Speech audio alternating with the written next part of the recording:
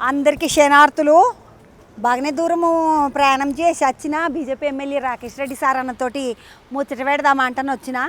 ఇంట్లోనే ఉన్నది చంద్రబాబు అన్నారు. ఓ తమ్మి బాగున్నా తమ్మి. ఎమ్మెల్యే రెడ్డి రాకేష్ రెడ్డి సార్ వాళ్ళు ఇల్లు ఆడ కారు కనిపిస్తుంది కదా, దాని ముందు చూడు. అవతల కారా యువతల కారా? అవతల కారు దాని ముందటనా ఉన్నాడా సార్? బాగానే ఉన్నాయి ఇల్లు ఇక్కడ. వీళ్ళు ఉన్నారా అంటే సార్ ఉన్నట్టే, ఎందుకంటే ఇద్దరు గన్మెన్లు ఉన్నారు. బాగున్నా తమ్మి, టిఫిన్ చేసినావా ఏమన్నా? ఎవరు మీరు? నిజామాబాద్ వాళ్ళు గన్మెన్లు ఉన్నారా అంటే సార్ కారు ఉన్నది ఆడ ఎమ్మెల్యేను. ఇదే ఇల్లా తమ్మి సార్ది? బాగానే పెద్దగున్నది బాంగులా. పోవచ్చు నా తమ్మి, ఎవరన్నా ఆపుతారా? సారు ఉన్నారా? రాకేష్ రెడ్డి సార్ వాళ్ళ ఇంటికి వచ్చిన. గేటు ఒకనేడు బొమ్మలు గిట్ల మంచిగా ఉన్నాయి. ఇది చూడుండేమో నాకన్నా ఎత్తున్నది బొమ్మ, ఇంత పెద్దగా ఉన్నది. మీదికి పెట్టినరా నేను, అందుకనే బాగున్నది ముద్దుగా కదా, చల్లగా ఉన్నది. సార్ వాళ్ళు ఇల్లు. ఒక ఈడొక పిల్లు ఉన్నది. సార్ ఉన్నాడమ్మా? ఉన్నాడు సార్. పొలం పండి అందరికీ శనార్థులు. పైడి రాకేష్ రెడ్డి అన్న వాళ్ళు ఇల్లు చూపించిన కదా, అగో ఇంట్లోకి వచ్చిన అన్నున్నాడు. అన్నతో 4 ముచ్చట్లు మాట్లాడావు, షాయి తాగేసి పోదామా అంటే నచ్చిన. ఎప్పుడు పైడి జయరాజన్నలాగా పైడి జయరాజన్న అని ఒక ఆయన ఉంటాడు. ఆ అన్న గిట్ల ఈ అన్న లెక్కనే ఉంటాడు, ఈ అన్న గిట్ల ఈ అన్న లెక్కనే ఉంటాడు. విలువలే అంత చుట్టాలు పాలోళ్ళకి అందుకుందాం అంటే నచ్చిన. అన్న నమస్తే, బాగున్నావా? నమస్కారం, చాలా బాగున్నా. ఆ పాత సినిమాలలో ఉండే పైడి జయరాజన్న చుట్టాలేనా పాలోలేనా మీరంతా? పాలోలేం కాదు కానీ ఉండొచ్చు, పేగు బంధము ఏదో ఒక దూర బంధం ఏదో ఉండొచ్చు. వాళ్ళది కరీంనగర్ జిల్లా, మన నిజామాబాద్ జిల్లా. ఎందుకంటే అన్న ఇంటి పేరు ఒకటే ఉన్నదే మీద అంతా ఉంటుంది. ఇంటి పేరు జయరాజు, పైడి రాకేష్ రెడ్డి ఉండొచ్చు. బంధుత్వం పక్క జిల్లానే కాబట్టి బంధుత్వం ఉండొచ్చు. నువ్వు ఇట్లా ఎర్రగబుర్రగా ఉండి ఎత్తుకెత్తుంటావు కదా అన్న. అయితే ఆయన ఇట్లా సినిమాలలో హీరోగా చేసిండు అనమాట పైడి జయరాజు. అవును, అప్పట్లో ఉంటాడు. అవును, తెలుసు. అదే మీ చుట్టాలేమో, అందుకని ఆయన లెక్కనే ఉన్నాడు ఈయన ఇట్లా అనుకున్నా. అన్న అమ్మనాయన ఏ ఊరు, ఏం కథ? మీది అన్నదమ్ములు ఉన్నారా, కేలేన్లు ఉన్నారా నీకు? మాది నిజామాబాద్ జిల్లా, ఆర్మూరు తాలూకా అనేవాళ్ళు, ఇంతకుముందు ఇప్పుడు మండలము. అక్కడ అంకాపూర్ అనే గ్రామం ఉంటుంది. అంకాపూర్ గ్రామంలో పుట్టాను. అంకపూర్ గ్రామం అంటే మాకందరికి ఇప్పుడు అంకపూర్ గ్రామం అంటే అంకపూర్ చికెన్ అని బాగా తెలుసు. లేదు, అంకాపూరు అసలైన చరిత్ర మరుగునబడుతుంది. అంకాపూర్ అంటే భారతదేశంలోనే మోడల్ విలేజ్ ఆఫ్ ఇండియా. డెవలప్మెంట్లో కానీ, ఆరు వ్యవసాయ రంగంలో కానీ, అండ్ పారిశ్రామిక రంగంలో కానీ అట్లాంటి విలేజ్ మీకు భారతదేశంలో 750 జిల్లాలు ఉన్నాయి. ఎక్కడ అట్లాంటి గ్రామం లేదు. ఏమడదన్న స్పెషల్ మీ ఊరిది చికెన్ కాకుండా? దేశంలో 2 పంటలు మాత్రమే పండిస్తారు. ఒక పంట 6 తడి పంటలు పండించే ప్రాంతాలు ఉన్నాయి, కానీ మా అంకాపూర్ గ్రామంలో 4 పంటలు పండిస్తారు రైతులు. పోయి చూడండి అక్కడ. అంటే సీజన్ టు సీజన్ భూమిని కాలించకుండా అంతర పంటలతో పాటు ఆకుకూరలు, వెజిటేబుల్స్ బాగా famous. And commercial crops turmeric కావచ్చు ఫేమస్. అంటే మైజ్, మొక్కజొన్న అండ్ సజ్జలు, జొన్నలు బాగా ఫేమస్. ఎర్ర జొన్నలు ఇవన్నీ నార్త్ ఇండియాకి ఎక్స్పోర్ట్ అవుతాయి, అంటే అక్కడ నుంచి మార్కెటింగ్ అవుతాయి. మరియు ముఖ్యంగా 30 చిన్నతరా పరిశ్రమలు ఉన్నాయి. ఎక్కడ లేవు భారతదేశంలో. ఒక గ్రామంలో 30 SSI industries, small scale industries అంటారు. అన్న మీ ఊరు చూపిస్తావా నాకు ఒక పారి? మా ఊరు చాలా 30 పరిశ్రమలు ఉన్న ఊరు అంటే నేను ఇది వరదా కినలేదన్న. మాకు అంకపూర్ అంటే ఒక్కటే ఎరక, చికెనే ఎరక. అదే చెప్తున్నాను, దీనివల్ల మరుగునబడిపోతున్నది. ఏదైతే ఇప్పుడు భారతదేశంలో కూడా బెస్ట్ విలేజ్ అని ఎవ్రీ విలేజ్ గ్రాంట్స్ కూడా ఇస్తారు దానికి. వేరే రాష్ట్రాల నుంచి కూడా రైతులు వచ్చి అక్కడ వ్యవసాయ పద్ధతులు, రెండోది రైతులు ఎంత నిజాయితీగా ఉంటారు, ఎంత అంటే ఒక క్లీన్ అండ్ ఓన్ డెవలప్మెంట్స్, ప్రభుత్వం మీద ఆధారపడకుండా అక్కడ ఉన్న గ్రామ పంచాయతీ కావచ్చు, స్కూల్స్ కావచ్చు, మిగతా డెవలప్మెంట్స్ సొంతంగా చేసుకుంటున్నారు. రెండోది ప్రతి రైతు మ్యాక్సిమం కోటీశ్వరుడు. అక్కడ ప్రతి రైతు జూబ్లీహిల్స్, బంజారాహిల్స్లో ఉన్నట్టు బంగ్లాలు ఉంటాయి. కష్టపడి ఇట్లా ఎవరినో దోచుకొని మోసాలు చేసి, బ్యాంకులను ర్యాబరీ చేసి, రాజకీయాలు వాడుకొని చేసింది కాదు. వాళ్ళ చెమట వచ్చి సేద్యం చేసి సంపాదించుకున్న డబ్బులతోని. అంటే భారతదేశం ఆ రకంగా ఉంటే ఎప్పుడో ప్రపంచంలో నెంబర్ 1 దాటిపోతే అది ఒక ఆదర్శ గ్రామం. రాకేష్ రెడ్డి అన్నోళ్ళ ఊరు పోయి ఒక పారు చూసేసి వద్దాము 30 SSIలు ఉన్నాయంట. అదే స్మాల్ స్కేల్ ఇండస్ట్రీస్ అంటే ఇంట్లో గృహ పరిశ్రమలు, కుటీర పరిశ్రమలు, ఇట్లా చిన్న చిన్న పరిశ్రమలు పెట్టుకుంటారు కదా, అసలు ఉన్నాయంట. వచ్చి ఒక పారు అంకపూర్ చికెన్ తినేసి అట్లనే ఆ ఊరంతా తిరిగేసి రైతులను అందరిని చూసి పలకరించిపోతాను అన్న. నువ్వు చెప్పినాక కూడా పోకపోతే ఏమనుకుంటారు వాళ్ళు నన్ను కదా? నేను చెప్తాను. నువ్వు ఒక మాట చెప్పు, చంద్రబాబు వస్తా అన్నది ఊరంతా చూస్తా అన్నదని. సరే అమ్మా. అన్నమ్మ నీకు అన్నదమ్ములు ఎంతమంది, అక్కేళ్ళు ఎంతమంది? 2 చెల్లెళ్ళు ఒక అన్న ఉన్నాడు. వాళ్ళ పనులు వాళ్ళ అందరం ఒకసారి అమ్మనాయన ఏం చేస్తుంటారే? ఇదే వ్యవసాయం చేసుకునే వాళ్ళు. వ్యవసాయమే అమ్మనాయన ఇద్దరు. మరి స్కూల్కు చదువుకు గదువుకు మంచిగానే పోయినావా అన్న? చిన్నప్పుడు తన్నులు ఒక బాధాకరమైన కథ చెప్పాను చాలా ఇంటర్వ్యూలో. అదే పుట్టినప్పుడు అమ్మ చనిపోవటము, అయ్యో బిడ్డ అట్లా నాన్న ఆయన జీవితం ఆయన చూజ్ చేసుకోవటము, అనాథలాగా పెరగటము, అట్లా అన్నీ ఉన్న అనాథ అంటారు చూడు, అన్నీ ఉండి కూడా అనాథలమైన 4 పిల్లలు అంటే మేము ఇద్దరు అన్నదమ్ములు. మళ్ళీ మా నాన్నకు మళ్ళీ 2 చెల్లెళ్ళు. 2 చెల్లెళ్ళు. అన్న ఇప్పుడు మీ అన్న నువ్వు మాట్లాడుకుంటారా? అంటే సాగుంటాయి జీవితంలో అన్న. ఇప్పుడు రకరకాల కుటుంబాలు మాటలు తక్కువ. అని కుటుంబాల లెక్క మన కుటుంబమే. మనుషుల ఎంత ఎదిగినా మనిషి మారాలన్నదానికి మానవ సంబంధాలు రకరకాలు ఉంటాయి. ఏమే ఇంటికొక కథ అంటారు చూడండి. ఎంత ఉన్నోళ్ళు ఇంట్లోనైనా బాధలు ఉంటాయి, ఎంత లేనోళ్ళు ఇంట్లోనైనా. మనమే ఒట్లాడుకుంటున్నాం అన్నదమ్ములం. వాళ్ళు చూడండి మంచిగా ఉన్నారని అనుకుంటాం, కానీ ఎవరి ఇంట్లో ఉండేవి వాళ్ళ ఇంట్లో ఉంటాయి కాదన్న. ఎంత చెట్టుకి అంత గాలి అన్నట్టు నిజమే అన్న. మరి ఇప్పుడు కాలేజ్ చదువుకోలేదా నువ్వు? ఇంత చేస్తే కాలేజ్ చదువుకున్నాను. కాలేజీలో డిస్కంటిన్యూ చేశాను. ఏం చదివినవి? నేను ఇంటర్ చదివాను, ఆర్ట్స్ చేశాను. అన్న ఇప్పుడు ఇంటర్ చదివినవా అంటే కాలేజీలో అప్పట్లో పోయిన అంటే ఇప్పుడు నీకు ఎంత ఉంటాయి అన్న? ఒక 45, 50 ఉంటాయి. 55 ఉంటాయి. 55 ఉంటాయి. 55 అంటే ఇప్పుడు ఒక 30 ఏళ్ళ కిందట నువ్వు కాలేజీకి పోయినావు అనుకో, 35 ఏళ్ళ కిందట. అప్పుడు తక్కువ చదువుకొని ఆడపిల్లలు బయటకు వస్తారు. అప్పుడున్న తెలంగాణ కొద్దిగా అప్పుడు మారుమూల డెవలప్ లేని ప్రాంతము. అప్పుడు నక్సలిజం ఎక్కువ మా దగ్గర. తుపాకీ చప్పుళ్ళు, ఎన్కౌంటర్లు, ఇనుప బూట్ల చప్పుళ్ళు, అదొక భయానక వాతావరణం. నువ్వు కాలేజీలో ఉన్నప్పుడు ఇక నువ్వు కాలేజీలో ఉన్నప్పుడు ఈ సప్పుళ్ళు భయానకాలు చూసుడైనా ఎవరన్నా ఆడపిల్లలు ఎంట తిరుగుడేమో ఈ ఎత్తివా? అప్పుడు అంత సోషల్ మీడియా ఇంత యాక్టివిటీ లేదు, ఇంత ఆధునిక పద్ధతులు ఏం రాలేదు. అప్పుడు మామూలు సాంప్రదాయ పద్ధతిగా పెట్టలేదు. నీ కట్టు బొట్టు చీర ఎట్లుందో ఆ రకంగానే ఉండేది అప్పుడు గ్రామాలల్లో. ఒక సాంప్రదాయ పద్ధతి ఉండేది. ఈ ప్రేమలు దోమలు అప్పుడు ఇంకా అప్పటికి రాలేదు మా ప్రాంతంలో. ఇప్పుడు నీకు అమ్మనాయన చూసి ఇప్పుడు నువ్వు సంబంధం చూసి చేసిన పెళ్ళేనా వదిని? ఇప్పుడు వేరే పెద్దలు కూడా సంబంధము అట్లా. అప్పుడు అమ్మనాయన ఉంటాయి కదా చూడుతుంది. అదే చెప్తేవి కదా. మరి ఎట్లా నీకు పెళ్ళి ఎట్లా మరి? మామయ్య ఉండేవాడు, అమ్మమ్మ ఉండేవాళ్ళు. వాళ్ళు చూసి ఏదో చూసిండ్రు ఇక మొత్తానికి జరిపించారు. జీవితంలో ఒక మనిషి ఉన్నాడు, ఒక బతుకు అంటే పానం అయితే ఉన్నది కదా అప్పటికి. పానం ఉంది కదా ఉంటుంది. ఇప్పుడు అన్నం పెడతారు. ఎందుకు పెడతారు? చచ్చిపోతాడేమని పెడతారు. ప్రేమతో అన్నం పెట్టడం వేరు, చచ్చిపోతాడని పెట్టడం వేరు.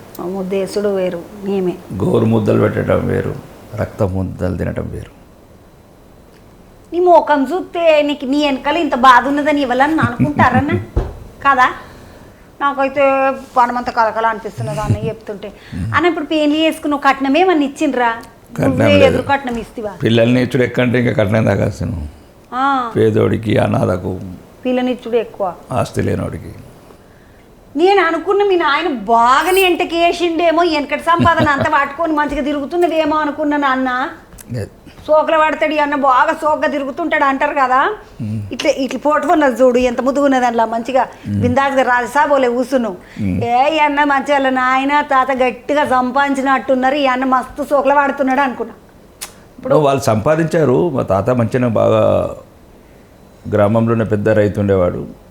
అందరికన్నా ముందు మేము కొద్దిగా ఆర్థికంగా బాగానే ఉండేవాళ్ళం. గ్రామంలో నెంబర్ 1 ఉండేవాళ్ళం. ఆర్సీసీ బిల్డింగ్ ఫస్ట్ మేమే కట్టాము అంకప్పుడు మా తాతయ్య. అప్పుడున్న కొన్ని పరిస్థితుల వల్ల, ప్రభావం వల్ల కుటుంబం చితికిపోవటము ఇవన్నీ జరుగుతూ వచ్చింది. అమ్మ చనిపోవడం వల్ల ఇంకా రకమైన ఒక గ్యాప్ ఏర్పడిపోయింది ప్రపంచానికి మాకు. అంతే. ఇంట్లో ఆడవిల్ల ఉంటే దీపం పెట్టుకుంటేనే వేరేగా ఉంటుంది. అట్లా ఆడవిల్ల లేకపోతే ఇల్లంతా చీకటి అయిపోతుంది అంటారు చూడండి, అట్లా ఉంటుంది. అట్లా అని పెళ్లి చేసుకున్నావు మంచిగా. ఇప్పుడు పిల్లలు ఎంతమంది? వాళ్ళు ఏం చదువుతున్నారు? ఇప్పుడు అంటే ఫస్ట్ మొదటి భార్య కొద్దిగా హెల్త్ బాగాలేక అయింది. ఆమెకు ఒక పాప ఉంది. ఆమెకు మ్యారేజ్ చేశాము. ఇప్పుడు మళ్ళీ 2 పిల్లలు. పాపనేమో ఇంటర్ 2nd ఇయర్, బాబేమో 10th. 2 పిల్లలు. మా భార్య వచ్చి ఇప్పుడు నెల్లూరు. నెల్లూరు ఆమె. నెల్లూరు వదిన చదువుకున్నదా మరా? బాగా చదువుకున్నది. బాగా చదువుకునే బాధ అవుతున్నది. బాగా చదువుకొని బాధ అవుతుంది. అన్న పాపం ఇంటర్ వదిన బాగా చదువుకున్నదంట. అన్న చెప్తుందా ఇట్లా కాదయ్యా, ఇట్లా ఉండాలి, ఇట్లా మాట్లాడాలి, ఇట్లా వేయాలి, ఇది పద్ధతి కాదు, ఇట్లా మాట్లాడకూడదు, అట్లా ఏమైనా చెప్తుందా వదిని? చెప్పి అలిసిపోయింది ఆమె, మారని మనిషి అని. ఓ ఏమో వదిన పేరేమడిది? రేవతి. రేవతి వదినే, నేను నీ గురించి ఇట్లా అడిగిన అన్న నేను ఇంకొక ముచ్చట అడుగుదాం అనుకున్నా. పెళ్ళి పిల్లలు ఇవన్నీ ఒక బాందుకు, నువ్వేమో డ్రైవర్ కొలువు చేసినవంట. అవును. తాపి మేస్త్రి చేసినవంట. తాపి మేస్త్రి కింద పని చేసి, మేస్త్రి కింద కూలి పని. ఇప్పుడు డ్రైవర్ చేతివి ఏడు చేసినావన్న డ్రైవర్ కొలువు? మరి దుబాయ్లో డ్రైవర్ కొలువు ఏనికి పంపించినారు. అప్పట్లో తెలంగాణ బతుకులు అన్నట్లునే ఉంటుండే. వాళ్ళ సోవుడు, అక్కడ పని చేసుడు, ఆడ తాపి పనులు చేసుడు, మేస్త్రి పనులు చేసుడే నడుస్తుండే. అందులో ఆ నంబర్లలో పడ్డా అన్న ఈ అన్నకి ఇట్లా అన్న ఇప్పుడు డ్రైవర్గా పని చేసినవి, తాపి మేస్త్రిగా పని చేసినవి, నీది సీక్రెట్ ఏమన్నా ఉంటే చెప్పు. మొత్తం మంది డ్రైవర్లు బాధపడుతున్నారు బయట. ఇక నువ్వేమో ఇంత మంచిగా అవుతుంది, ఎమ్మెల్యే సాబాయి ఇట్లా మంచిగా కూర్చున్నావు. చాలామంది. రేవంత్ రెడ్డి పెయింటరు. రేవంత్ రెడ్డి సారు బ్యానర్లు, పోస్టర్లు అవన్నీ. చంద్రబాబు నాయుడికి ఏముండే? బొంగుండేనా? ఎకరం ఉండే. అలా అయ్యేకే 2 ఎకరాలు ఉండే. మరి వేలాది ఎకరాలు ఎక్కడికి వెళ్ళొచ్చింది? ఎక్కడికి వెళ్ళొచ్చింది చంద్రబాబు నాయుడుకు? అంటే అడిగారు వాళ్ళని. అలాంటి వాళ్ళు మామూలు కుటుంబాలకు వెళ్ళి, రైతు కుటుంబాలకు వెళ్ళి కష్టపడి వచ్చినాము. అది డ్రైవర్ చేసి 35 ఏళ్ళు కష్టం, రూపాయి ఇటుక పెరిస్తే ఈరోజు ఈ పరిస్థితి, ఈ స్థితికి వచ్చాము. ఎవరైనా 2 సంవత్సరాల కింద రావటమా, 3 సంవత్సరాల కింద ల్యాండ్స్ కొని, లేకపోతే వాళ్ళని ముంచి వీళ్ళని ముంచి కాంట్రాక్ట్లు చేసి. నీకు రియల్ ఎస్టేట్ లేదా అన్న? రియల్ ఎస్టేట్ చేసి అందరు చేసినట్టు చేస్తాము. అందరు చేసేది అదే కదా. డబ్బు తెలివి ఉన్న ప్రతి ఒక్కడు, డబ్బు వచ్చిన ప్రతి ఒక్కడు చేసేది అయితే భూమి మీద పెట్టుబడి పెట్టడం. భూమి మీద పెట్టుబడి పెట్టుడేనా, లేకుంటే అక్కడిక్కడ ఏమైనా కబ్జా చేసుకొని ఓ చెరువో గిరువో ఏమైనా తీసుకొని ముద్దుగా డెవలప్మెంట్ చేపించి ఇట్లా చేసుడు ఇట్లా ఏమైనా చేసినవా? అట్లాంటి బహిరంగంగానే చెప్తున్నాం కదా. తెలంగాణ అసెంబ్లీ కూడా చెప్పాను కదా, ఒక్కనే చెప్పాను నేను ఎమ్మెల్యే. నేను అవినీతి చేయను, నాకు అవినీతి అధికారులు వద్దు. ఈ రంగంగా చెప్పింది ఒక్కరిని ఎక్కడైనా సరే రాజకీయ రంగంలో తెల్ల పేపర్లాగా వచ్చాను, తెల్ల పేపర్ లాగానే వెళ్ళిపోతాను. ఏ మలినం అంటకుంటా. అన్న నేను డ్రైవర్ కొలువు చేసినావు అన్నాక తాపి మేస్త్రి చేసినావు కదా. తాపి మేస్త్రి వేయలేదు, మళ్ళీ తాపి మేస్త్రి కింద కూలీ చేసినావు. అవును. కూలీ చేసినప్పుడు ఎప్పుడన్నా గోడ మంచిగా కట్టకపోతే మేస్త్రి తిట్టిండా అన్న? నేను చాలా మంది తిట్టినారు. ఒక్కరే తిట్టినారు, జీవితంలో అడుగడుగున తిట్టినారు. పుట్టిన నుంచే తిట్లు. ఏమో నీకు కొత్త శానం పెద్దగా ఉన్నదన్న, నేను సుతరాంచుకుంటూ జరుగుతా అన్న. ఇంకొక ముచ్చట అడుగుతా, ఇది అడిగినాక రాజకీయం గురించి మాట్లాడుకుందాం మనం.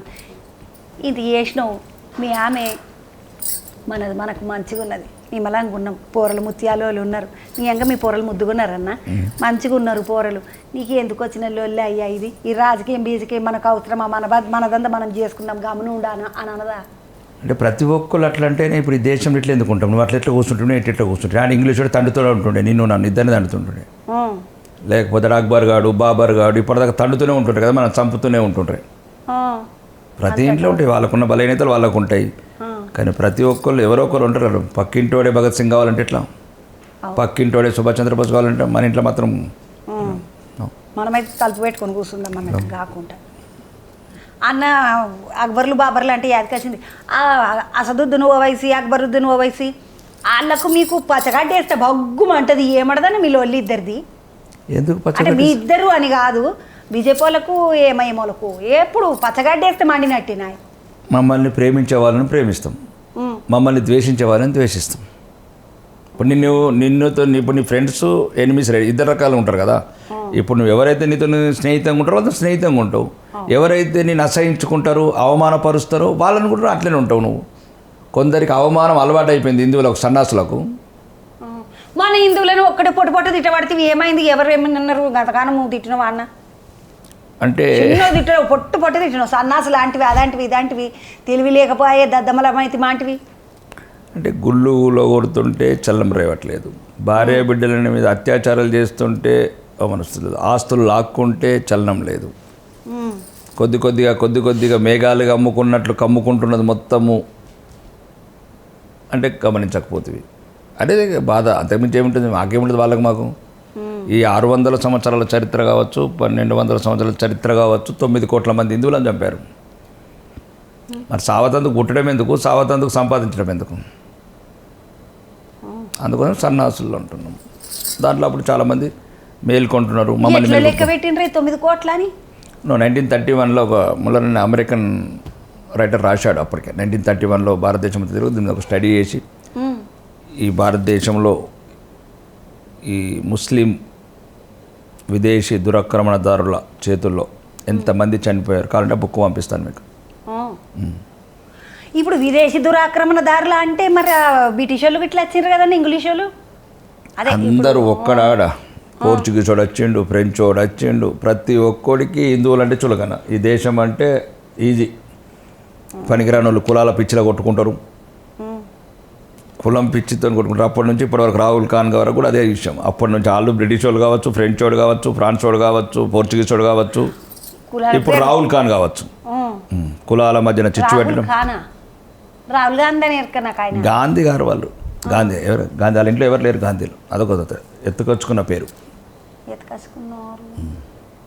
చెప్పమానండి ఎవరైనా భారతదేశంలో ఉన్న ఎవరైనా సరే 145 కోట్ల మంది ప్రపంచంలో ఉన్న వాళ్ళు ఎవరైనా చెప్పండి గాంధీ ఎట్లా అవుతాడు? రాహుల్ గాంధీ తల్లి ఇటలీ క్రిస్టియన్, తండ్రి పార్సీ,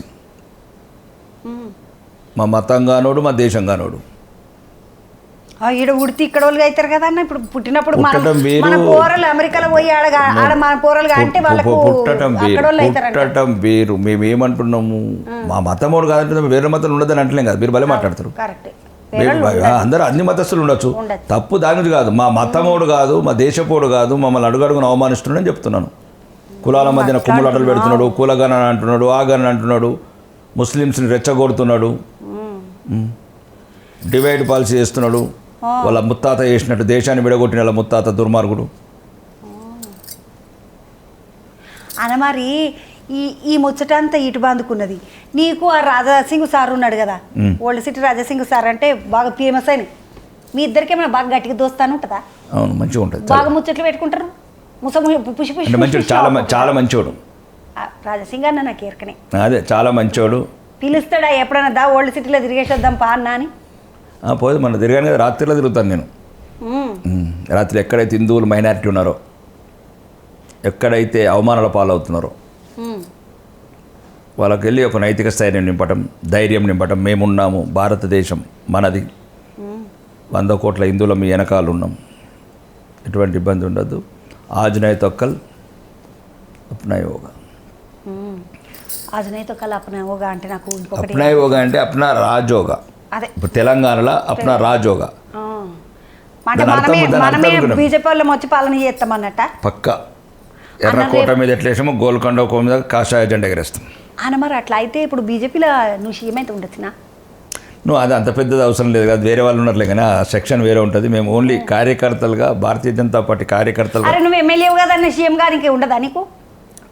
నువ్వు మళ్ళీ అదే ఇప్పుడు మన స్థాయికి తగ్గట్టు కోరికలు కోరుకోవాలి కాదన్నా. ఎమ్మెల్యే అయితేనే కదా సీఎం గారికి అర్హుడు అవుతాడంట. నువ్వు చాలామంది అది అర్హులే కావచ్చు, కానీ చాలామంది త్యాగాలు చేశారు ఈ పార్టీ గురించి. చాలామంది 34 సంవత్సరాల నుంచి ఆ జెండాని మోస్తున్నారు. వాళ్ళకి అవకాశం ఇవ్వాలి. మా అవకాశం వచ్చిన రోజు మా అవకాశం వస్తే దేవుడు నిర్ణయించాలి అది. కానీ మొత్తానికి మాత్రము కోరిక లేదా అని నీకు? కోరికలు చాలా ఉంటాయి. ఏమని కోరికలు చాలామందికి ఉంటాయి కోరికలు. నాకు హోంమంత్రి కావాలని ఉంది, హోంమంత్రి అవుతాను. హోంమంత్రి కావాలని అంతే. గట్టి శాఖ కోరుకున్నది అన్న నువ్వు. ఎక్కడదక్కడ గట్టిగా పట్టుకొని కూర్చొని కనగబట్టి ఇట్లా కూర్చోవాలని అంటే హోంమంత్రి కావాలి. అట్లని కాదు, కాకుండా ఉండాలంటే హోంమంత్రి చూసుకుంటాడంట కదా. ఈ కాంగ్రెస్ ప్రభుత్వంలో కానీ బీఆర్ఎస్ ప్రభుత్వంలో కానీ మహిళలకు రక్షణ లేదు. ఈ లవ్ జిహాద్ లాంటి కేసులు, రకరకాల ఇష్యూస్. రెండోది హిందువులను అడుగడుగున అవమానించడం. అప్పుడున్న కేసీఆర్ ప్రభుత్వం కావచ్చు, ఇప్పుడున్న రేవంత్ రెడ్డి ప్రభుత్వం కావచ్చు. అంటే హిందూ గుళ్ళు ఇప్పుడు కాంగ్రెస్ వచ్చి నుంచి 20 గుళ్ళు కూడగొట్టారు. అంటే హిందూ ద్రోహుల ప్రభుత్వం ఇది. అప్పుడు బహిరంగంగా కూడా కేసీఆర్ కూడా హిందూగాళ్ళు పొందుగలరు. వీళ్ళంతా హిందూ ద్రోహులే మా దృష్టిలో. అన్న ఇప్పుడు రేవంత్ రెడ్డి సారు, కేసీఆర్ సార్ ఇద్దరు ముఖ్యమంత్రులు చేసిండ్రు తెలంగాణకు. కేసీఆర్, రేవంత్ రెడ్డి ఈ ఇద్దరు ఇట్లా ఎక్కువ మార్కులు ఎవరికి వేస్తారు, వేయమంటే ఎవరికి వేస్తావన్నా నువ్వు? ఎవరు మంచిగా చేసిండ్రు ఒకళ్ళ మీద ఒకళ్ళు అంటే? ఇద్దరికి వేయం. ఇద్దరు ఏం చేశారని 100 మార్కులకి ఎన్ని వేయచ్చు ఒకళ్ళకు?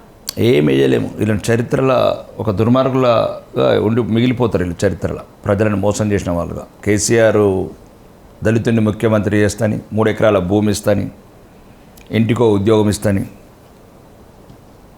తెలంగాణ తెలియని సమాజాన్ని అమాయకత్వాన్ని ఆసరా చేసుకొని 10 సంవత్సరాలు 20 లక్షల కోట్ల బడ్జెట్, 7 లక్షల కోట్ల అప్పు, 27 లక్షల కోట్లు ప్రజాస్వామ్య విలువను తెలియదొక్కి కుటుంబ పరిపాలన, అల్లుడు, కొడుకు, కూతురు, ఇంకొకడు మొత్తం ఒక రాజపరిపాలన చేసి 1200 మంది బిడ్డలని ఆత్మహత్యలకు ఉసిగొల్పి అలా ఉసురు తగిలి ఈరోజు ఫామ్ హౌస్లో ఉన్నాడు.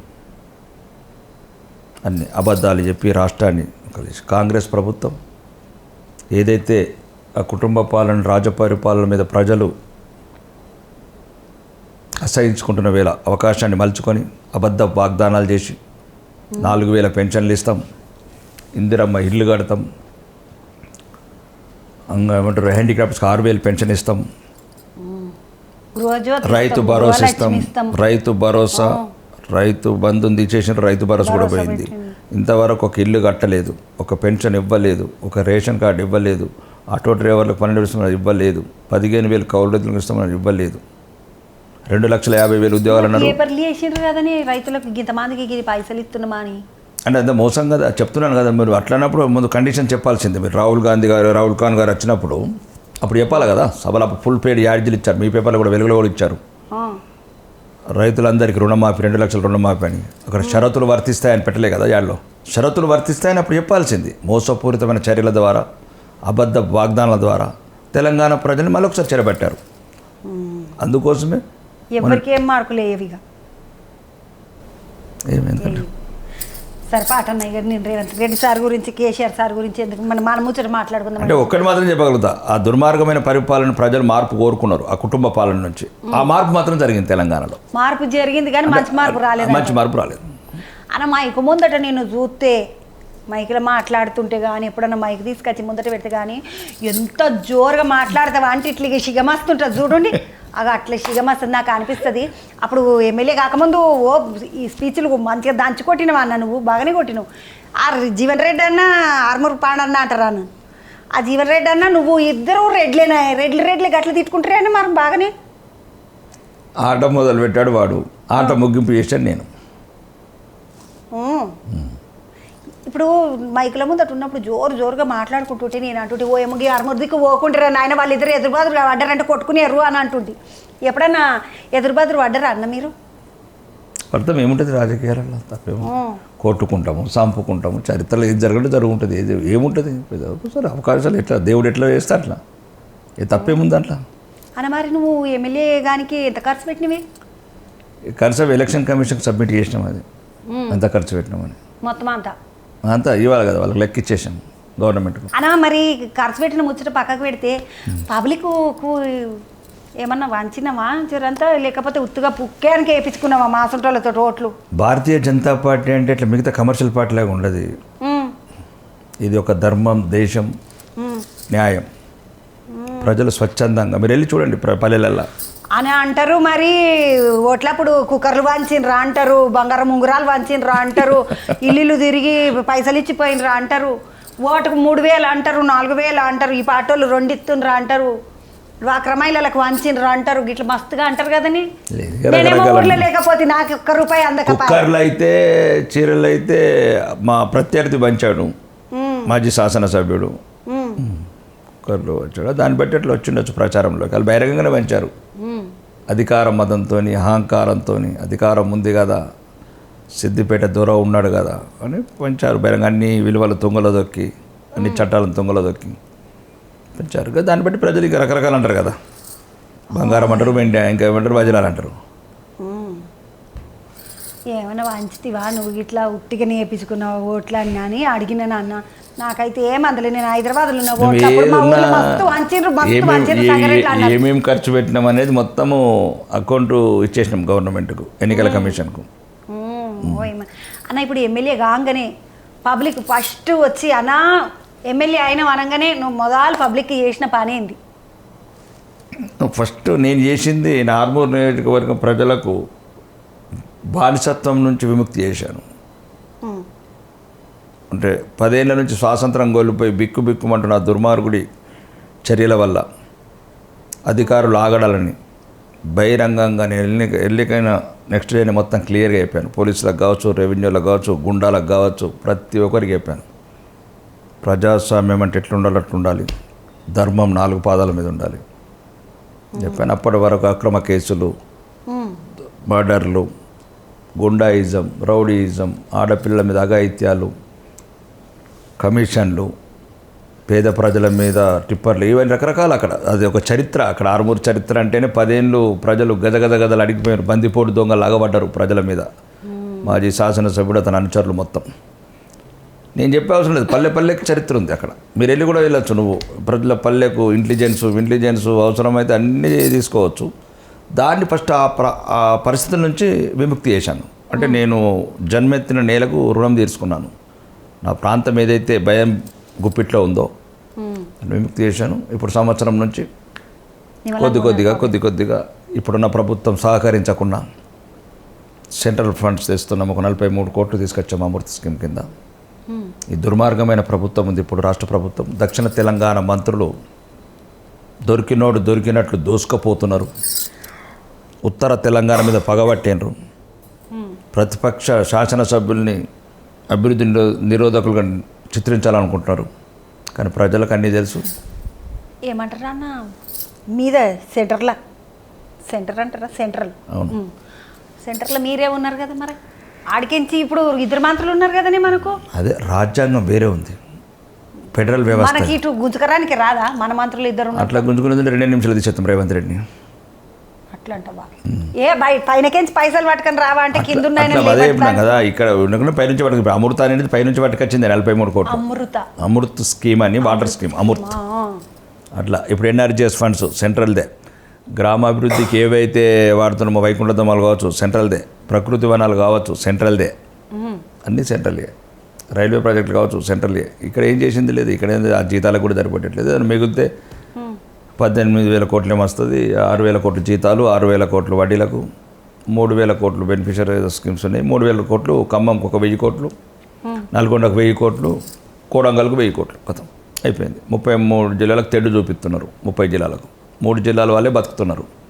మంత్రి పదవులు వాళ్ళే, ప్రాజెక్టులలో వాళ్ళే, దోసుకున్నట్లు వాళ్ళే, దాచుకున్నట్లు వాళ్ళే.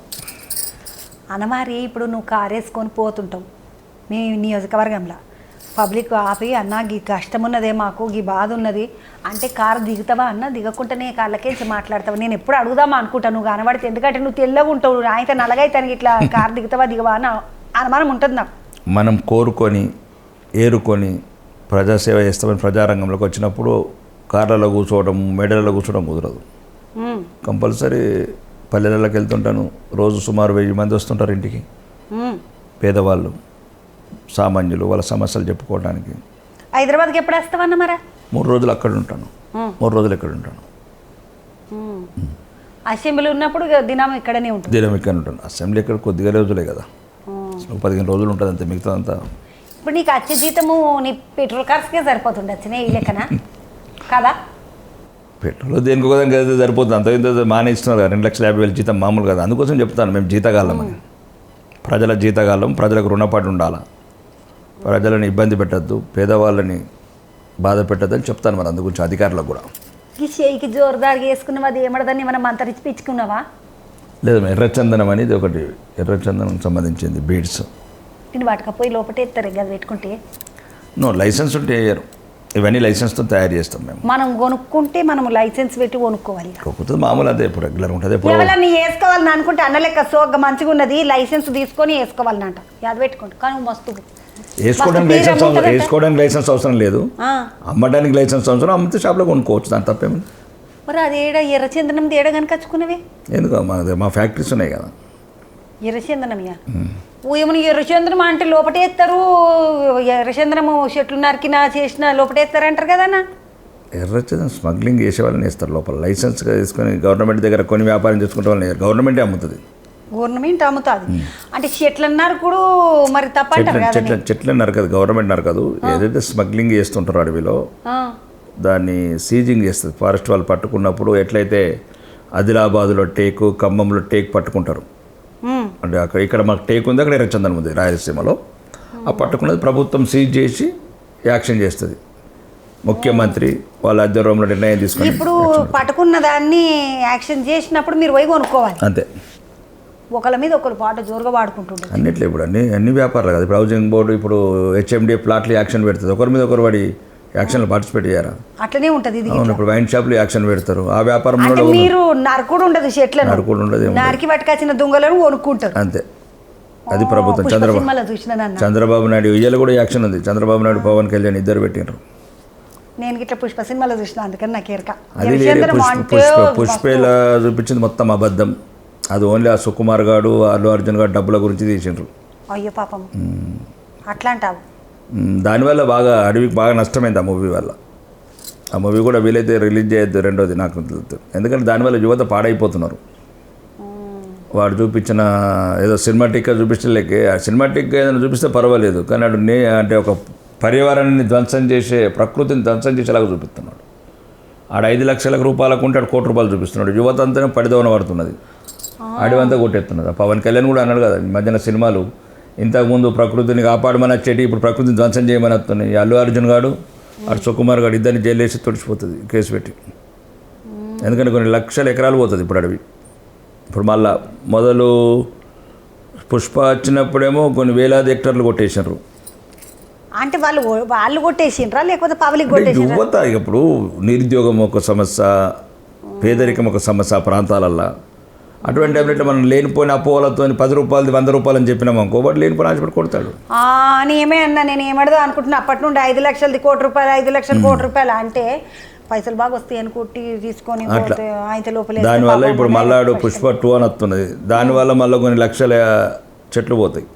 అయ్యో రమేష్, అడుగుతా. వాడు ఏదో పాపం అల్లు అర్జున్ గాడు వాడు పొట్టకూటి కోసము కొన్ని లక్షల ఎకరాలను ధ్వంసం చేస్తున్నాడు. వాడు సుకుమార్ గాడు. ఈ త్యాపం కలిస్తే అడుగుతానన్నా, ఇట్లా అన్నాడు అన్నా, ఇట్లా అంటే మరి ఇంకొకసారి చెయ్యకుండా సార్. గవర్నమెంట్ ఇప్పుడు చంద్రబాబు నాయుడు ఉన్నాడు కదా, అడుగు మనం. ఇప్పుడు అటు సుకుమార్ కానీ అల్లు అర్జున్ కానీ పోయి ఇప్పుడు ఇలా యాక్షన్ పెడుతున్నారు. ఏ రేటు పోయిందో కొనేవాడే లేడు. అంటే అడగండి. ఇప్పుడు నేను అనేది ఏంటంటే ఇప్పుడు చంద్రబాబు నాయుడు పవన్ కళ్యాణ్ ఇప్పుడు 21, 22 తారీఖు 2 రోజులు యాక్షన్ ఉంది ఇప్పుడు ఆంధ్రప్రదేశ్లో. వీడియో పనికిరానిదంతా 10 లక్షలది 1 కోటి రూపాయలు పోతున్నది. 10 లక్షలు కొనేటోళ్ళు లేడు. ఇప్పుడు ఎర్రచందనం అంటే చాలా పిరమంటారు కదా అన్న. మరి అదే చెప్తున్నా, పిరము పరమ చెప్తారు కదా పవన్ కళ్యాణ్ చంద్రబాబు నాయుడు. వెనకాల ఉన్నదంతా ఇది ఎర్రచందనమేనా? అది రోజువుడ్, మైసూర్లో దొరుకుతుంది రోజువుడ్. అక్కడ మంచిగా చేయించుకున్నావా అన్న, చాలా బాగున్నది. ఇంట్లోకి రాగానే చెక్కుమన్నది. అంటే దేశమే కళలకు కళాకృతులకు పుట్టినిల్లు. అంటే ఇది ఒక్కనప్పుడు కళలు కూడా ఒక బతకాలి కదా, కళాకారులు కూడా బతకాలి కదా. మీ యాంకర్లే బతుకుతే ఎట్లా? యాంకర్లు ఏడ బతుకుతున్నారన్న, మొత్తం సినిమాలు అందరూ ఇప్పుడు రానకాడికి షురు చేసిండు యాంకరింగ్. ఇప్పుడు చేతి వృత్తుల్ని ప్రోత్సహించాలి కదా. ఇప్పుడు చేతులకు ప్రోత్సహించాలి, పని చేసే చేతులకు పని కల్పించాలి, సోమరిపోతులను చేయడం కాదు. ఇప్పుడు ఈ దేశంలో ఈ కాంగ్రెస్ పార్టీ కావచ్చు, మిగతా ఈ ప్రతిపక్ష పార్టీలు కావచ్చు, ప్రజలని సోమరిపోతులను చేసి సోమరిపోతులను తయారు చేస్తున్నాయి. ఇట్లాంటి కళాకారులను ప్రోత్సహిస్తే లక్షలాది మందికి ఉద్యోగాలు వస్తాయి, వాళ్ళ జీవనోపాధి అవుతుంది. అట్లా అన్న ఇదంతా ఒక బాందుకు కళాకారులు వీళ్ళందరూ మంచిగానే ఉన్నారు. నేను ఎర్రచందనం గురించి అడుగుదాం అనుకున్నా. అన్న ఇప్పుడు ఎర్రచందనము దుంగలు అని అమ్ముట్లోనే నువ్వు కోట్లు వెనకకేసేసినావా అన్న? నేను ఎర్రచందనం తక్కువ చేస్తా వ్యాపారం.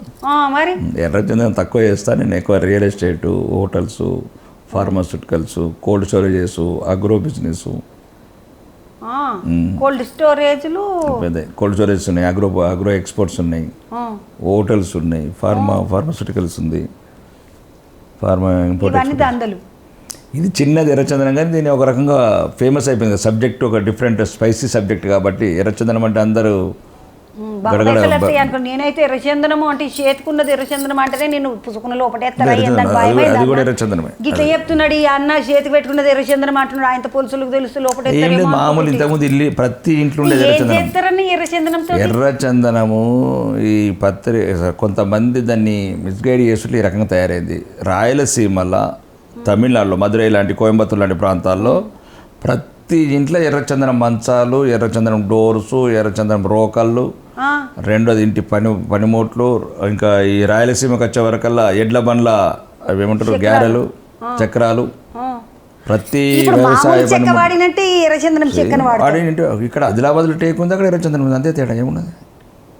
ప్రతి ఇంట్లో మన టేకు బాగా రేటు వలుకుతుంది కదన్న ఎర్రచందనం ఈ ప్రాంతంలో ఇది ఉంది, ఈ ప్రాంతంలో ఇది ఉంది. ఫర్ ఎగ్జాంపుల్ కొన్ని చోట్ల గ్రైనేట్ ఉంటుంది, కొన్ని చోట్ల మామూలు క్రషర్స్ ఉంటాయి, రకరకాల. అంటే నేను అనేది ఏంటంటే అక్కడ ఎర్రచందనం ప్రతి ఇంట్లో ఉంటుంది. ఇప్పుడంటే రిస్ట్రిక్షన్స్ వచ్చిన 62 నుంచి, కాబట్టి అంతకుముందు మొత్తం ఫ్రీయే కదా. రాను రాను ఆ రకంగా మీడియా వల్ల, రకరకాల అపోహల వల్ల దాని మీద ఒక లేనిపోని ఇప్పుడు భయంకర పరిస్థితి. నువ్వు ఈ ఎర్రచందనం అంతా ఎక్కడ ఎక్స్పోర్ట్ చేసుడేనా అన్న, మళ్ళీ బయటకు పంపించడేనా నీది ఇట్లా? అంతే, గవర్నమెంట్ నుంచి కొంటాము, బయటకు పంపిస్తాము. Japan, China, Singapore. జపాన్, సింగపూర్కు పోతారు. ఆడపోయినాక వాళ్ళు రోకన్లు చేసుకున్నాడు, తలుపులు చేసుకున్నాడేనా? ఫర్నిచర్ చేసుకుంటారు, హ్యాండ్ క్రాఫ్ట్స్ చేసుకుంటారు, కొన్నోడు ఏమైనా చేసుకుంటాడు. ఇప్పుడు మన కరీంనగర్ నుంచి గ్రైనేట్ పోతుంది చైనాకు. సార్ ఉన్నాడు కదా కరీంనగర్ సార్ ఎరక నాకు. అదే అందరూ ఎవరైనా సరే, గంగల కమల గారు కావచ్చు, ఇంకా ఆయన రవి ఇప్పుడు ఎంపీ గారు కావచ్చు, ఆ చిత్తూరు కావచ్చు, శ్రీకాకుళం కావచ్చు, భారతదేశంలో చాలామంది ఎక్స్పోర్ట్ చేస్తారు. అది కొన్నవాడు ఇష్టపడి ఏమైనా చేసుకుంటాడు, అంతేనా కాదా? కొన్నోళ్ళు ఇష్టం. కానీ నేను అనుకున్న ఎర్రచందనం బిజినెస్ చేసి బాగా కోట్లు సంపాదించి వచ్చి నువ్వు అన్నట్టుగా 5 లక్షలు 1 కోటి రూపాయలకు అమ్ముకుని వచ్చి మంచిగా అనుకున్నా. అంటే ఏముండదు దాంట్లో, అంతా కూపన్ కాంపిటీషన్ ఉంటుంది. మామూలు ఈ liquor, real estate, HMDA, liquor అప్పుడు ఇట్లా పోయినా నన్ను అందరు వేసిండ్రు కదా, 2 లక్షలు పెట్టి అది ఏమేస్తామంటారన్న, అది బిల్డింగ్ అది వేస్తారు, ఎక్సైజ్ సేమ్ ఇదే అంతే. అట్లా పోయిన అందరూ కూడా వందలాది మంది వస్తారు, ఓపెన్ ఉంటుంది అంతా, ఆన్లైన్ అంతా. గవర్నమెంట్ ఐఆర్ ఆఫీసర్స్, ఐఏఎస్ ఆఫీసర్లు, ఐఏఎస్ ఆఫీసర్లు కమిటీ ఉంటుంది, finance department, revenue department, auditing department, వీళ్ళందరూ 6 ప్రిన్సిపల్ సెక్రటరీలు ఉంటారు. దాన్ని ఇప్పుడున్న అటవీ శాఖ మంత్రి చూడాలా, అటవీ శాఖ మంత్రి చూసిన తర్వాత మళ్ళీ ముఖ్యమంత్రి చూడాలా. వాళ్ళు ఓకే అనుకుంటేనే, ఆ రేట్ ఓకే అనుకుంటేనే, ఆ కండిషన్స్ ఓకే అనుకుంటేనే ఎర్రచందనం ఇస్తారు.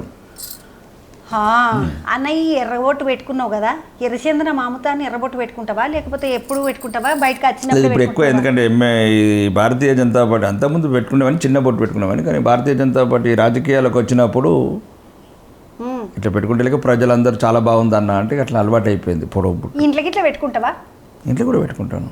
నేను ఎక్కువ బయటనే ఉంటాను కదా, మార్నింగ్ 10 గంటలకు 9 గంటలకు వెళ్ళిపోతాను, మళ్ళీ సాయంత్రం 6 గంటలకు వస్తాను. అంటే పార్టీ కార్యాలయం కావచ్చు, ఇక్కడ పార్టీ కార్యక్రమాలు అంతా బయటనే తిరుగుతావు. ఇక రాత్రి ఇంటికి వచ్చేసరికి ఎంతసేపు అవుతుంది? కొద్దిగా ఒక్కోసారి లేట్ అవుతాయి. ఇట్లా మీలాంటి ఎప్పుడన్నా తిడుతుందా వదిని?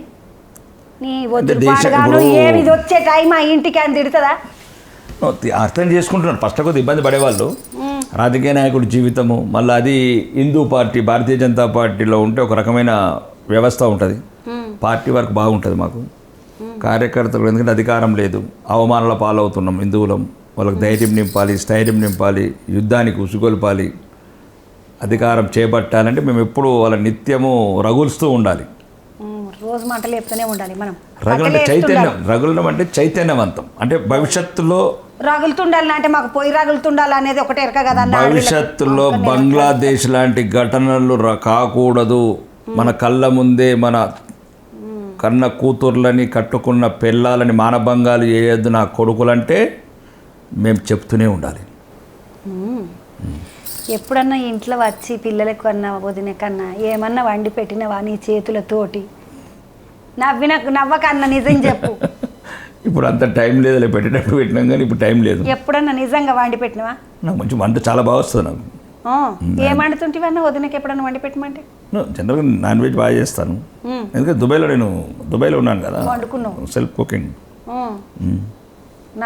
ఏం తప్పేముంది, వంట చేసుకుంటే తప్పేముంది, బాత్రూమ్ ఇల్లు క్లీన్ చేసుకుంటే తప్పేముంది, బట్టలు ఉతుకుని తప్పేముంది, పనికి రాను లేదు ఏమున్నది. తప్పు గురించి అంటే వండి పెట్టినా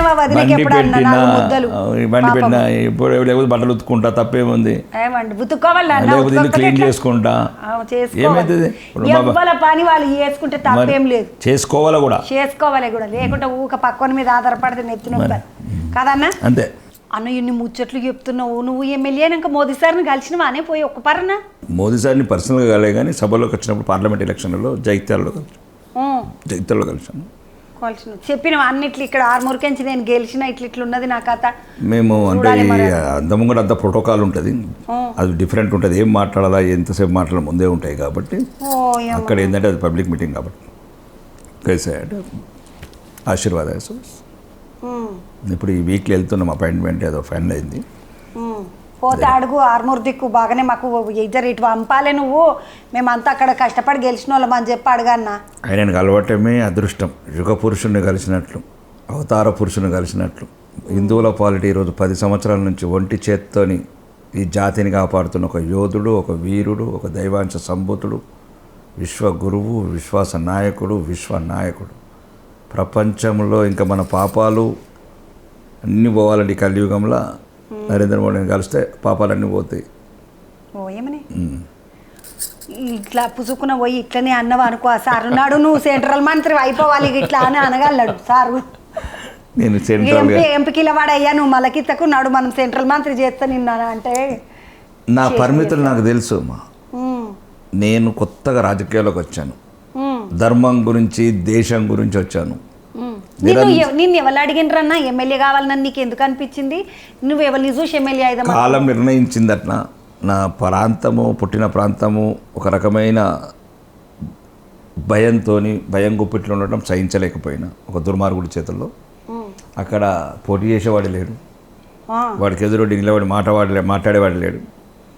ఆ టైంలో రాజకీయాలకు వద్దాం అనుకున్నాం. రాజకీయాలకు వచ్చినప్పుడు అన్ని పార్టీల నుంచి ఆహ్వానాలు వచ్చాయి. కాంగ్రెస్ నుంచి వచ్చింది, బీఆర్ఎస్ నుంచి వచ్చింది, బీజేపీ నుంచి వచ్చింది.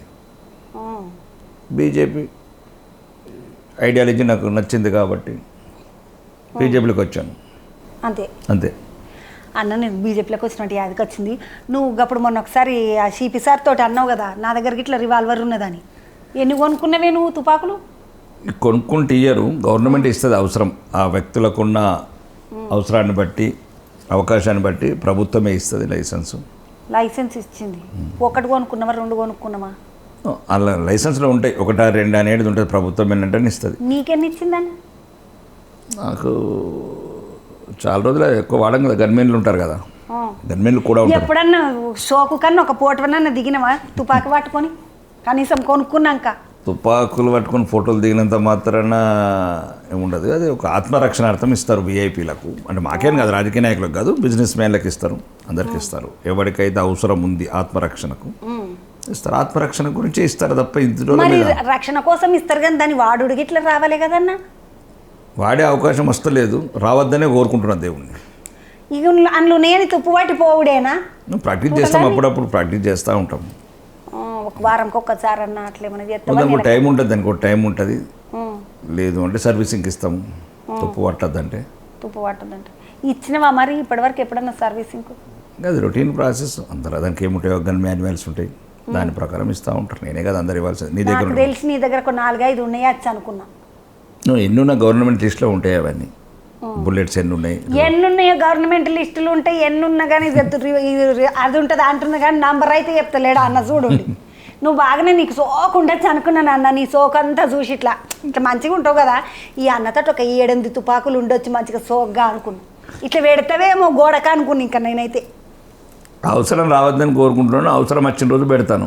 పెడతావు ఉండొచ్చు, అయితే 12 ఉండొచ్చు ఈ లెక్కన మంచిగా. అన్న నేను వదిన ముచ్చట ఒకటి అడుగుదాం అనుకున్నా. వదిన ముచ్చట కాదు, పిల్లల ముచ్చట అడుగుతా.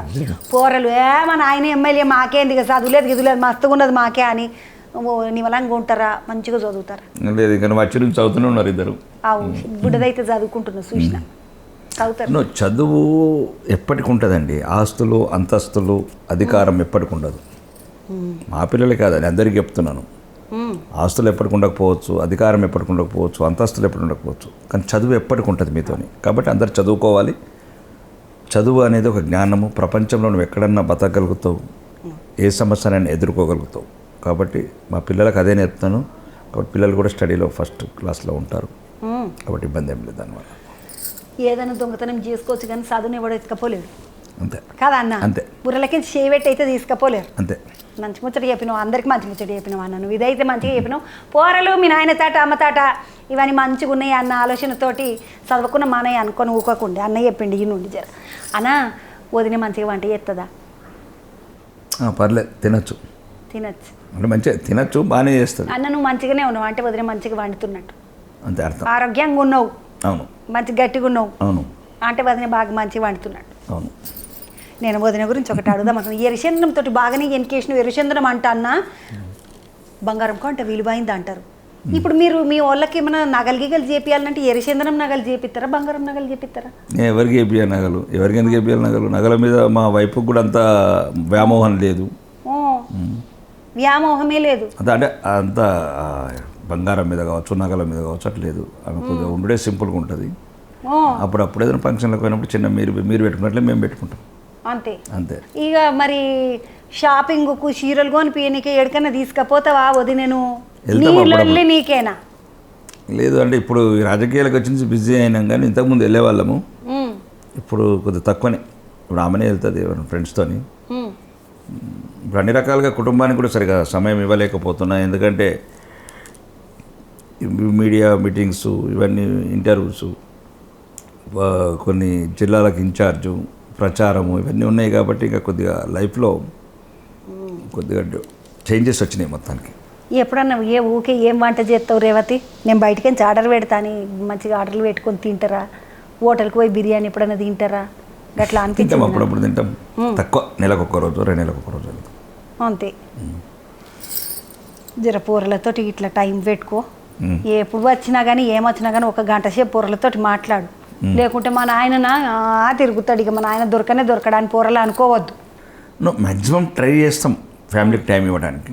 సమయం దొరికినప్పుడు స్పెండ్ చేయడానికి ప్రయత్నం చేస్తాము, దాంట్లో ఇబ్బంది ఏం లేదు. అన్నీ మంచిగా ఉన్నాయి అన్న. మళ్ళా ఇప్పుడు ఆరుమూరులో ఏమైనా అమృతు సరు ఏదో అన్నావు కదన్న, పథకం ఏదో వచ్చింది 40 కోట్లు. షురు చేసినావు ఆ పనులు? మరి ఆ కాంట్రాక్ట్స్ ఫైనల్స్ అయిపోయినాయి. అట్లనే ఒకటి నర్సింగ్ కాలేజ్కి ఒక 10 కోట్లు ఎక్స్ట్రా బిల్డింగ్, దాన్ని అడిషనల్ బిల్డింగ్ శాంక్షన్ మొన్న శంకుస్థాపన చేసి. అన్న మనం ఇల్లు కట్టుకుంటే 8 లక్షలు, 30 లక్షలు, 40 లక్షలు, 60 లక్షలలో అయిపోతుంది. ఈ కాలేజ్ అనగానే కోట్లు పెడతారేమడదన్న? ఇల్లు అంటే చిన్న ప్లేస్ కుటుంబానికి. ఇప్పుడు ఇది వందలాది మంది స్టూడెంట్స్ కావాలి కాబట్టి కోట్లలోనే కావాలి. అంతే కదా, ఒక్కరు కట్టుకుంటాం వేరు, వేలాది మందికి ఉపయోగపడే రకంగా కాలేజెస్, హాస్టల్ బిల్డింగ్స్ ఇవన్నీ కట్టాలి కాబట్టి ఇక్కడ కోట్లలో ఉంటుంది. ఇప్పుడు మొత్తానికైతే ఆ పండు తీసుకొచ్చి అయితే షురు చేసిండ్రు పనులన్నీ. అవును, అక్కడ ఎన్ఆర్జీఎస్ కొన్ని రోడ్స్ వేసినాము. గవర్నమెంట్ ఆఫ్ ఇండియా స్కీమ్స్ అయితే రెగ్యులర్గా ఉండనే ఉంటాయి. ఉజ్వల కనెక్షన్లు కావచ్చు, ఇప్పుడు నువ్వు ఇప్పుడు నీకు వచ్చిన పైసలతోటి ఫండులతోటి చేయించుడేనా? జేబులకించి గిట్ల తీసుడు గిట్ల ఏమన్నా ఉంటుందా అన్న? జేబులకి వెళ్ళి కొన్ని ఉంటాయి, చారిటీస్ అవి నడుస్తూ ఉంటాయి రెగ్యులర్గా. చారిటబుల్ ట్రస్ట్ అనేది రెగ్యులర్గా నడుస్తూ ఉంటుంది, అది వేరే. ఇవ్వలేదన్న చారిటబుల్ ట్రస్ట్? మాది ఉంటుంది ఒకటి, బయట రాకేష్ రెడ్డి చారిటబుల్ ట్రస్ట్ అని. ఏమేమి చేస్తారన్న అందులో? ఇక్కడ ఒక హాస్పిటల్ ఉంది ఇక్కడ హైదరాబాద్లో, 1 రూపీ అని. నాకు చెప్పు. 1 రూపీ కన్సల్టేషన్ అని ఇక్కడ ఓన్లీ 1 రూపీకే ఏడన్నా 1 రూపీ డాక్టర్ నాకు ఒక ఆయన ఆడుకు పోయి చూపి. బాగలింగంపల్లి, బాగులింగంపల్లి అక్కడ కూడా ఉంటుంది. రామ్నగర్ కూడా మాది ఒకటి ఉంటుంది. రామ్నగర్కి పోయినా రామ్నగర్ పోయినా కానీ అంటే వాళ్ళది మాది కాంబినేషన్ ఇంకోటి ఉంటుంది ఇక్కడ బాగలింగంపల్లిలో, బయట రాకేశ్వరం. అదొకటి. ఇక రెగ్యులర్గా కొద్దిగా ఆర్థికంగా వెనుకబడ్డ వాళ్ళకు కొద్దిగా సాయం చేయటము, కొద్దిగా విదేశాలకు వెళ్ళి చదివిస్తున్నావా? విదేశాలకు పిల్లలకు చదివించటము, కొద్దిగా విదేశాలకు వెళ్ళే వాళ్ళకు కొద్దిగా సహాయపడటము రెగ్యులర్. ఇప్పుడు కొత్త కాదు, 15 సంవత్సరాల నుంచి అవి నడుస్తూ ఉన్నాయి. అవి నిరంతరం మనతో పాటు. నేను అనుకున్నా రాకేష్ రెడ్డి అన్న ఎర్రచందనంతో కోట్లు వెనుకకి వేసిండొచ్చు మంచిగా. ఇక నిమ్మలంగా బిందాలుగా రాజకీయాలకు వచ్చి నిమ్మలంగా చేసుకున్నాడు పానం కనుక్కుని. ఇక మళ్ళీ దండలు నడుస్తూనే ఉన్నాయి ఆ పక్క పొంట. నువ్వు రెడ్ షాండర్స్ చాలా సంవత్సరాలు అయిపోయింది, జస్ట్ 12 years కొద్దిగా ఏదో మధ్య కంపెనీ చూసుకుంటుంది, వేరే డైరెక్టర్స్ చూసుకుంటారు. నేను 12 సంవత్సరాల నుంచి పట్టించుకుంటాను, రాష్ట్రం విడిపోయిన నుంచి. నేను ఎక్కువ వేరే రియల్ ఎస్టేట్ అవన్నీ చేసేవన్నీ. అవి కూడా ఎమ్మెల్యేగా ఉన్నాక రాజకీయాలకు కూడా వచ్చిన తర్వాత అది కూడా మానేశాను అన్ని. నా ఆఫీస్లో వాళ్ళు మేనేజర్స్ అవి చూసుకుంటున్నారు, రియల్ ఎస్టేట్స్ కావచ్చు, కన్స్ట్రక్షన్స్ కావచ్చు, కోల్డ్ స్టోరేజెస్ కావచ్చు, వాళ్ళు చూసుకుంటున్నారు ఆఫీస్. నేను అనుకున్న ఎమ్మెల్యే అయినాక ఎర్రచందనం దంద చెయ్యొచ్చునా మరి అని ఆలోచన వచ్చింది. ఎర్రచందనం అనేది మామూలుగా నువ్వు కూడా చేయొచ్చు లైసెన్స్ తీసుకొని. నీ దండం పెడతా, నాకు పోయేటప్పుడు ఒక గిలాసనా నీయు. ఎందుకు తెలుసా, ఎర్రచంద్రం అంటే అది ఎవరు మనసుటోళ్ళు కొనుక్కోలేనిదేమో అనుకున్నా కానీ వెనకటికి రోకన్లు కూడా ఎర్రచందనం ఉంటే వచ్చింది అంటే నా గుండె అంతను వచ్చింది అన్న. అన్ని వస్తువులన్నీ ఎర్రచందనం చేయించుకుందరట వెనకటికి. మనం అట అన్న లేకపోతే అన్ని వస్తువులు చేయించుకుంది. నేను ఇట్లా ఎర్రచందనంతో గ్లాసులు, కుర్చీలు, మంచాలు, గించాలు అన్నీ చేపిత్తు. మధ్యాహ్నం ఇంకా ఎక్కువ వస్తాయి, లక్షలాది ఎకరాలలో ఎర్రచందనం పెడుతున్నారు.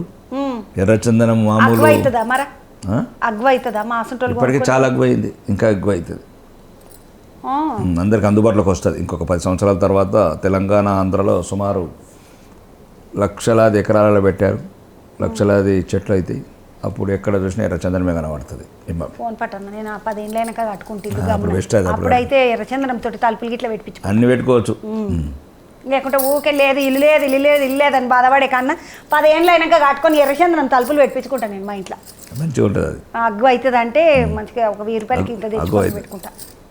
అగ్గో అవుతుంది.